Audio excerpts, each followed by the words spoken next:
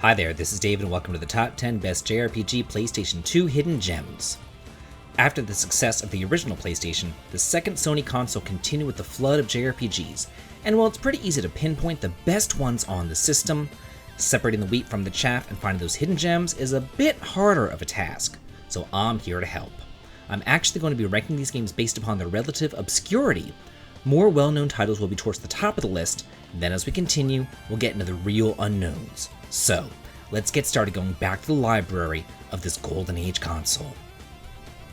Number 10, Atelier Iris 2. I've said it before, and I'll say it again, I am not a fan of these crafting JRPGs. I just hate sitting around a pot for hours, and also, most of the time, the story is just as boring as the crafting, and then it relies on thick thighs and big boobs rather than great gameplay. However, this one is different. It's a short, tight journey that's split into two different scenarios. One where you follow Felt on his adventures throughout the world, battling, exploring, and gaining party members just as you would in any sort of other traditional JRPG. Then another, where you stay inside town and you watch Vice grow as an alchemist. The two stories alternate in kind of chapter system way. If you've been avoiding crafting RPGs because of the reasons that I mentioned above, you might want to give this one a shot though, because it is good. Number 9, Shin Megami Tensei Digital Devil Saga 1 and 2. This duology is almost like a starter game for the larger SMT franchise, because while those games can be difficult and overwhelming, it's not so bad in this dual saga. It's much more traditional with a turn-order battle system and static party members who gain magic and abilities as they level up. There is no complex monster capturing, social links, or evolutions, and I applaud them for that, because all those things just kinda bog me down. I just want to play a game. I don't want to negotiate with a demon for a year and a day, and then spend hours in a menu trying to figure out how to evolve them properly. The storyline follows rival gangs of demons living in a junkyard, fighting each other to reach Nirvana. Be warned though, the story does end on a cliffhanger, so you will have to play the sequel to get the whole plot. Number 8, Shadow Hearts from the New World. Now, I am sure that most of you out there have heard of the first two Shadow Hearts games, as they were direct sequels and they were some of the best RPGs released for the system. However, the third game, while different, is just as good. Taking place not in Europe, but in the Americas and adding a much more humorous approach to the events rather than horror, it is definitely its own thing. You're going to be exploring both North and South America as well as the Caribbean and the Pacific Islands. The difficulty is notched up, as are the puzzles, and the Judgment Ring battle system has been completely refined. I thoroughly enjoyed this final entry to the series, and I am still hopeful for news of the series' continuation. Number 7, Manichemia II. Man, what happened to the Atelier series? I remember thinking that it could rival Final Fantasy, Dragon Quest, and Tales as my favorite new series. I mean, between the Atelier Iris series and the Manichemia games, I was hooked! Too bad these spin-offs were thrown to the wayside once the PS3 came about, and we instead got the boring, timed mainline series. Ugh. Anyway, Manichemia is a fun, lighthearted, traditional JRPG with a dual hero system. There's literally two separate games here with two different parties and two different storylines as well. Think something like Hexus Force for the PSP. This is not Wild Arms where y'all just kind of meet up anyway.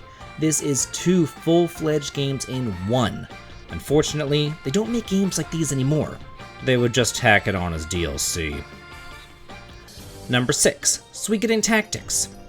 I'm sure the vast majority of you out there know the illustrious Suikoden series, but how many of you are aware of the tactical game that accompanied it?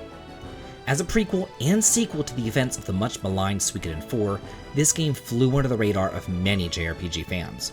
Although it complements and completes the plot points of the fourth game, it still does stand on its own 2 feet as a good game, and it can be played on its own right without having ever touched the fourth game.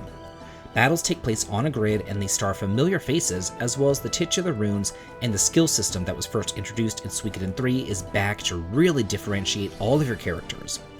However, because of the inclusion of permadeath, you might need to go out of your way to recruit a bunch of them, though this is the only Suikoden game where there are not 108 Stars of Destiny.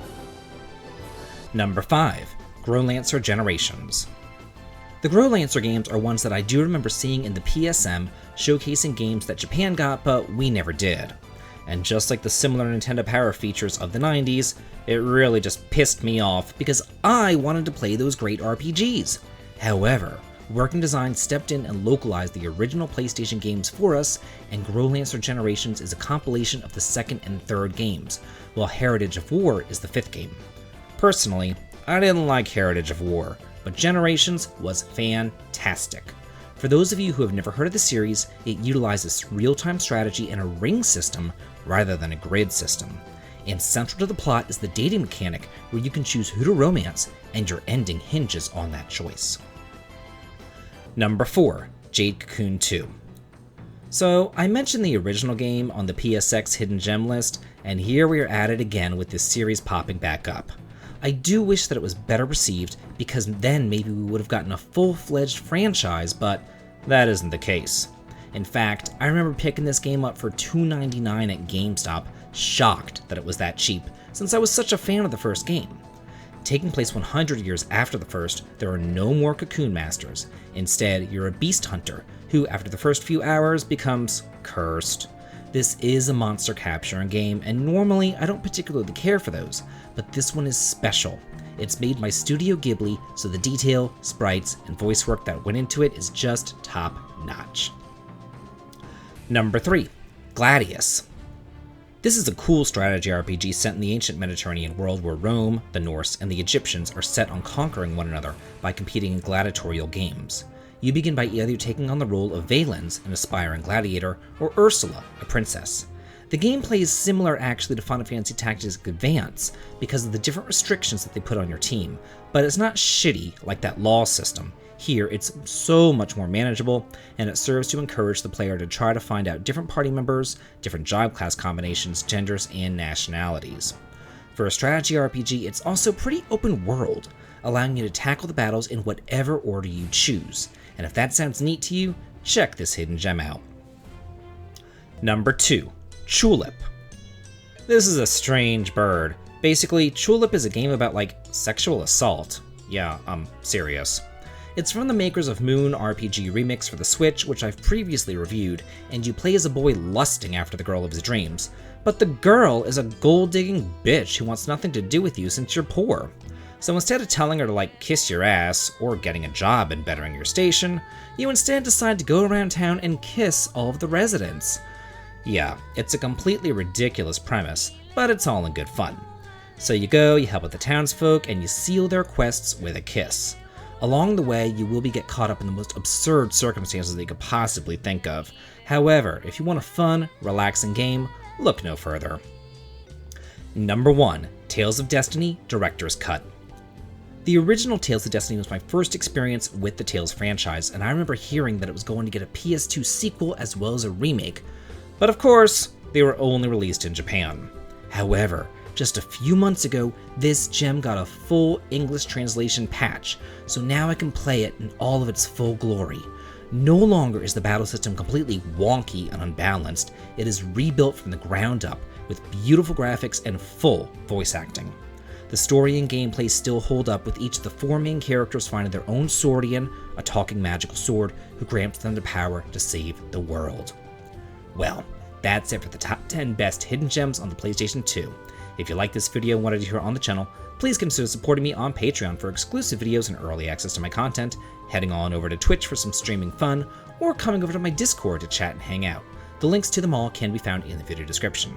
This has been David. If you like this, please like, comment, and subscribe, and have a good day.